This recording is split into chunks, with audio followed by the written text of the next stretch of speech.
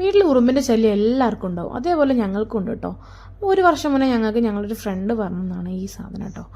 ഇത് 5 ലിറ്ററിൻ്റെ ബോട്ടിൽ എടുക്കുക. അപ്പം ഞാനത് സൺപ്ലസിൻ്റെ അളവ് കിട്ടാൻ വേണ്ടി സൺപ്ലസിൻ്റെ ഡിറ്റർജൻറ്റ് ലിക്വിഡിൻ്റെ ബോട്ടിലാട്ടോ എടുത്തത്. എന്നിട്ട് ഈ പാക്കറ്റ് അതിലേക്ക് പൊട്ടിച്ചൊഴിക്കുക. എന്നിട്ട് 5 ലിറ്റർ വെള്ളം അതിൽ നമ്മൾ പൈപ്പിൽ നിന്ന് നിറയ്ക്കുക.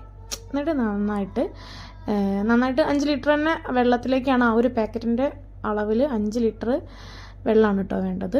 എന്നിട്ട് നന്നായിട്ടത് ഷെയ്ക്ക് ചെയ്യുക.